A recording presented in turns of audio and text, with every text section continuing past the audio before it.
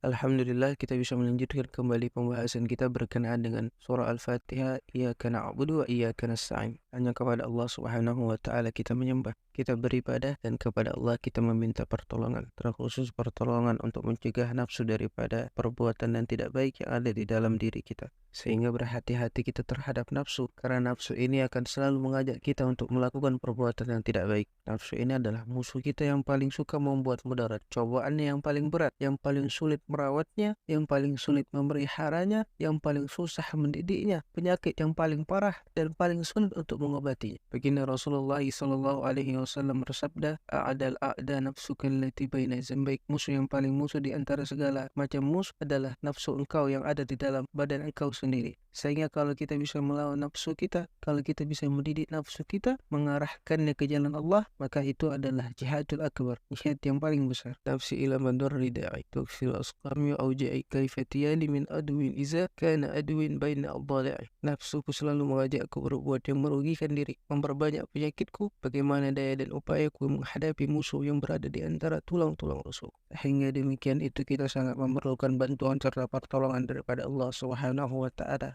Sungguh ibadah itu sangat sulit dan rumit. Sungguh sedikit orang-orang yang memfokuskan dirinya untuk bisa belajar ilmu agama. Karena ilmu agama ini sangat penting bagi kita. Yang demikian itu akan menuntun kita untuk bisa lebih bersemangat dalam beribadah kepada Allah Subhanahu wa taala. Semisal siapa dan apa ya yang kita utamakan sekarang ini selain daripada Allah Subhanahu wa taala. Bukankah sudah begitu banyak Allah Subhanahu wa taala memberikan nikmat kepada kita? Allah Subhanahu wa taala menjaga kita. Allah Subhanahu wa taala melihat kita, mengawasi kita. Allah Subhanahu wa taala menciptakan kita dari ketiadaan menjadi ada. Allah Subhanahu wa taala memberikan keistimewaan kepada kita. Allah Subhanahu wa taala menjadikan kita sebaik-baik umat. Allah Subhanahu wa taala mengutuskan kepada kita sebaik-baik rasul yang paling mulia. Allah Subhanahu wa taala membantu kita, memberikan rezeki kepada kita sehingga kita lahir dalam keadaan Islam. Allah memberikan hidayah dan taufik kepada kita, memberikan keselamatan kepada kita baik di dunia, di alam barzah hingga akhirat kelak. Allah Subhanahu wa taala membantu kita untuk bisa berzikir kepada Allah. Itu adalah nikmat yang paling luar biasa. Memberikan pintu rahmat, pintu ampunan, pintu maaf kepada kita, menerima taubat kita, mengampuni dosa-dosa kita. Sungguh Allah Subhanahu wa taala sangat baik. Maka hal ini akan bisa membuatkan kita lebih bersemangat lagi dalam ketaatan kepada Allah Subhanahu wa taala dan bersungguh-sungguh untuk melawan nafsu kita. Ilmu agama yang mendekatkan diri kita kepada Allah itu sangatlah penting. Kalau kita pikirkan baik-baik, kita tidak akan mau berunding dengan musuh kita, musuh yang jelas-jelas memberikan mudarat kepada diri kita, musuh yang jelas-jelas akan mencelakai diri kita, musuh yang jelas-jelas akan menjerumuskan kita kepada hal-hal yang tidak baik. Maka mesti kita lawan, mesti kita persiapkan diri, dan mesti kita berlatih. Lawanlah nafsumu itu dengan pedang. Sebagaimana engkau hendak dihadapkan dalam suatu peperangan, maka engkau akan melatih dirimu, mempersiapkan dirimu. Seperti itu juga akan engkau melatih nafsu. Karena kalau kita punya musuh syaitan, itu dibacakan dengan zikir-zikir, maka syaitan akan mundur. Nah, kalau kita ini yang menjadi musuh adalah bagian daripada diri kita, yakni nafsu, maka tidak akan mempan dibacakan dengan zikir-zikir. Mesti kita lebih berhati-hati dengan nafsu, sebab nafsu ini ada di dalam diri kita. Maka nampak sekali di situ bahwa kita sangat butuh bantuan serta pertolongan daripada Allah Subhanahu wa taala. Iyyaka na'budu wa iyyaka nasta'in. Semoga Allah Subhanahu wa taala menjaga kita semua ini dan menolong kita untuk mengalahkan nafsu, sehingga tidak ada satu penyesalan yang paling besar, melainkan semua itu akibat daripada perbuatan nafsu yang selalu mengajak kita kepada keburukan. Tidak ada satu keaiban yang terbuka di muka bumi ini, melainkan dahulunya selalu mengabulkan ajakan hawa nafsu yang buruk. Tidak ada satu kerugian atau kekalahan yang terjadi, melainkan dahulunya menuruti ajakan hawa nafsu. Maka mesti kita renungkan baik-baik satu kaidah yang penting yang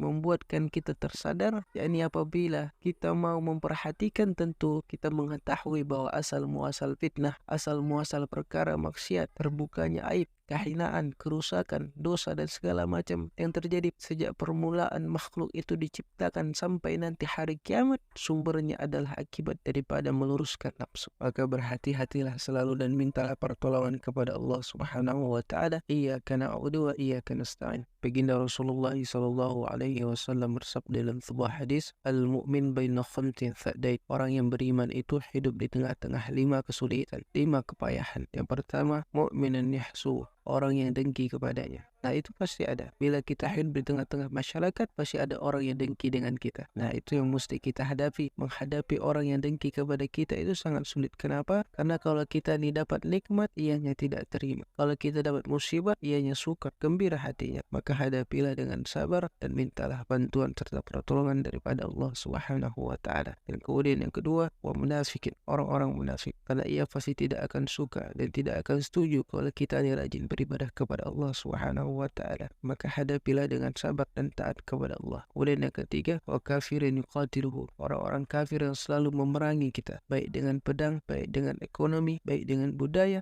baik dengan akhlak dan lain sebagainya. Dan kemudian yang keempat, wa syaitanin yudiluhu, syaitan yang menyesatkan kita, yang selalu menggoda kita, membujuk kita untuk jauh daripada Allah Subhanahu wa taala. Maka hadapi dengan ilmu dan takwa kepada Allah Subhanahu wa taala. Kemudian yang terakhir, wa nafsi tunaji'uhu, nafsu yang selalu menentang kita untuk taat kepada Allah, nafsu yang selalu mengajak kita untuk berbuat yang tidak baik, kerana nafsu ini hendaknya melakukan kesenangan sahaja. Walasta ter'ayban bil udri wal irah wala baqama fihi iza kunta radiya fa'ainu rida an kulli aiban kalilatun walakinna aina syurati tubdil masyawiyah. Engkau tidak akan melihat celah daripada orang yang sedang jatuh cinta, dan tidak akan ada kekurangan pada seseorang yang engkau cintai, karena sudah senang hati dengannya, maka kekurangannya pun tidak akan tampak di matamu. Nah, bila kita sudah cinta dengan seseorang itu, maka apa sahaja yang kita lihat itu adalah kebaikan. Apalagi kalau engkau sudah senang, maka mata itu akan tumpul dan tidak akan bisa melihat terhadap setiap celah. Tetapi apabila mata benci, itu akan tampak berbagai keburukan. Nah, kalau kita ni sudah tidak suka sama seseorang, pasti tampak saja kesalahannya. Kalaupun tidak ada salah, kita cari-cari kesalahannya. Kenapa? Karena kita tidak suka dengannya. Sehingga kalau begitulah sumuan manusianya, maka akan menganggap baik setiap kejelekan yang datang di dalam dirinya. Maka akan menganggap baik kejelekan yang datang daripada nafsunya, dan hampir-hampir tidak dapat melihat celahnya. Padahal nafsu itu akan selalu memusuhi kita, yang akan mendatangkan mudarat kepada kita. Tidak membutuhkan waktu yang lama, karena nafsu itu akan menjerumuskan kita kepada segala macam aib dan kerusakan. Sedangkan kita tidak merasa, kecuali jika Allah menjaga kita, menolong kita, dan mengalahkan nafsu kita berkat rahmat dan anugerah daripada Allah Subhanahu wa taala. Sungguh cinta yang sejati itu tidaklah hanya melihat kepada kebaikan sahaja, tetapi juga melihat kepada celah, sehingga celah tersebut diperbaiki dan kemudian dituntun ke jalan Allah Subhanahu wa taala. Karena cinta sejati tidak akan melihat hanya kepada kebaikan, tetapi juga melihat kepada keburukan, dan keburukan itu dirubah menjadi sesuatu yang baik sehingga mendapatkan ridho daripada Allah Subhanahu wa taala. Sehingga demikian itu sangat sulit dan rumit. Maka hendaknya kita selalu memohon bantuan serta pertolongan daripada Allah Subhanahu wa taala. Iyyaka na'budu wa iyyaka nasta'in. Hanya kepadamu ya Allah kami beribadah, dan hanya kepadamu ya Allah kami meminta pertolongan, terkhusus dalam pertolongan mengerjakan ibadah itu.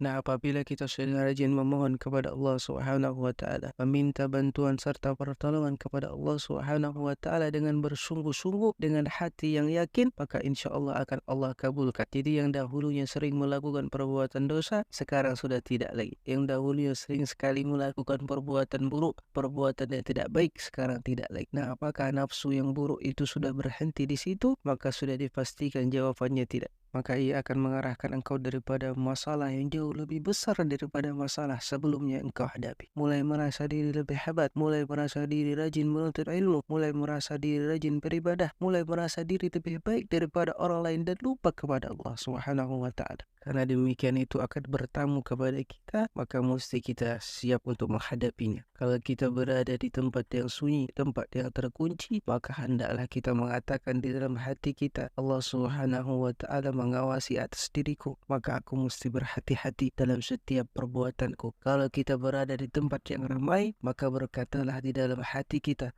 semua orang yang ada di sini, akulah yang paling hina, akulah yang paling penuh salah dan dosa.